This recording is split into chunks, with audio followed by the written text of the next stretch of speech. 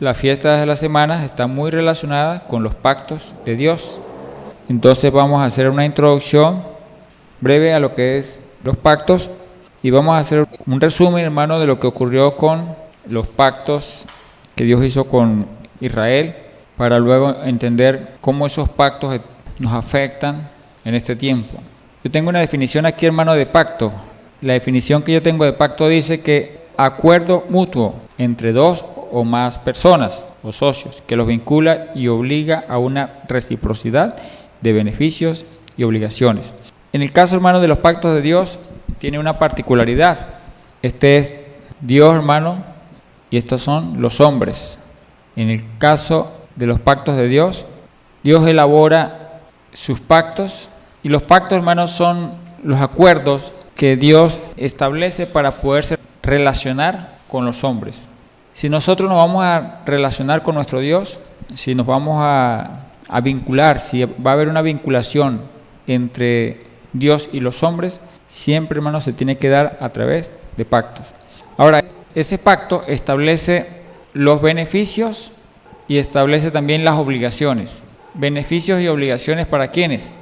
Los beneficios para Dios y las obligaciones de Dios, porque Dios se obliga a hacer cosas a través de su pacto. Pero también son beneficios para ¿quién? Para el pueblo o para los hombres, ¿verdad? Y también obligaciones para los hombres. Estas explicaciones de los beneficios y de las obligaciones de los pactos están explicados ¿dónde? Eso está explicado en la ley del pacto. Entonces, en la ley del pacto, hermanos, están explicadas cada uno de los beneficios y cada una de las obligaciones. Cuando nosotros hablamos de los beneficios, estamos hablando realmente ¿de qué? De los beneficios que Dios establece para los hombres. Estamos hablando realmente ¿de qué? De las promesas y de las bendiciones, ¿ok? Y cuando hablamos de las obligaciones que Dios establece en su pacto para los hombres, ¿estamos hablando de qué? Estamos hablando de los mandamientos, ¿ok? Estamos hablando de los mandamientos, estamos hablando de los estatutos, estamos hablando de las ordenanzas. Ahora, pero Dios, hermano, en los pactos, Dios también tiene beneficios para Él.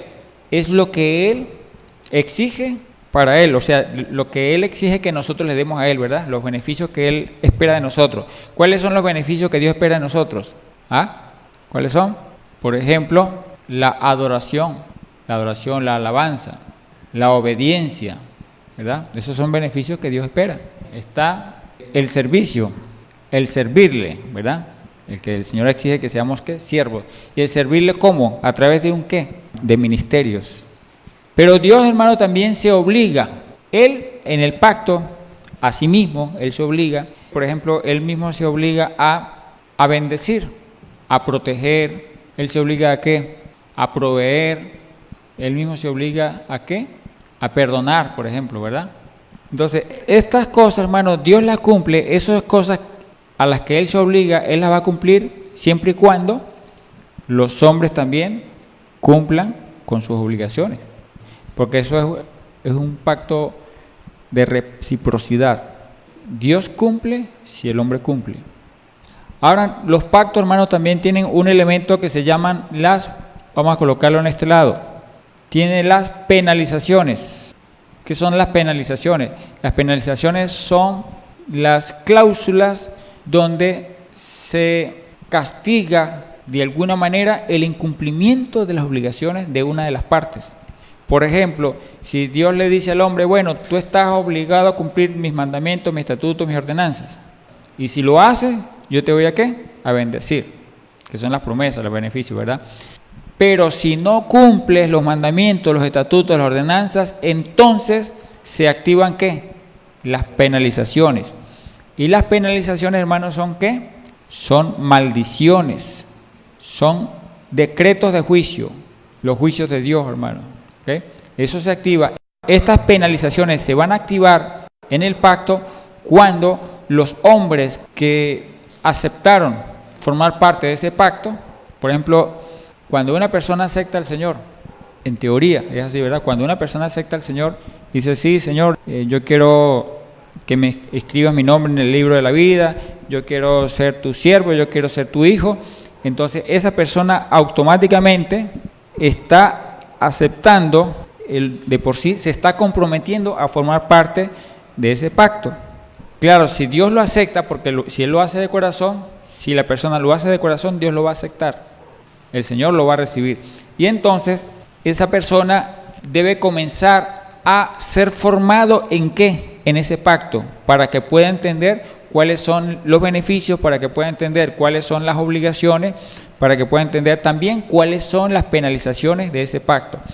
Ahora, ¿qué es lo que pasa, hermanos, con la iglesia normalmente? Que normalmente uno de los problemas que existe con la iglesia es que solamente se le están haciendo énfasis o se le están enseñando que los beneficios que da Dios a su pueblo, que usted sea para el cielo, que usted será salvo, que Dios lo va a guardar, que Dios lo va a perdonar, que Dios lo va a proteger, puros beneficios o puras promesas.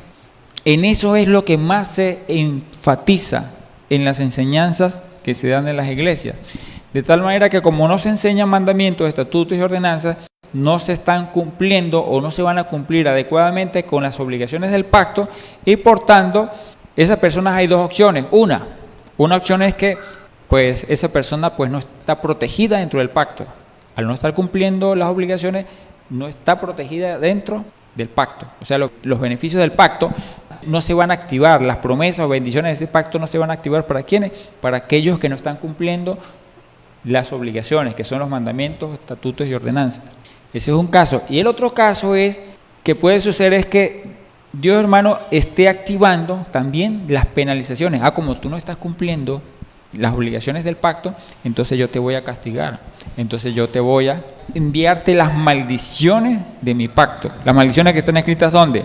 Están escritas allá en Deuteronomio capítulo 28, también están allá en Levíticos capítulo 26, y esos decretos de juicio, hermano, que están establecidos en la ley, como por ejemplo, que una persona cuando comete ciertos pecados, como de muerte, como por ejemplo el adulterio, esos son pecados de muerte. Cuando un hijo maldice a los padres, eso es pecado de muerte.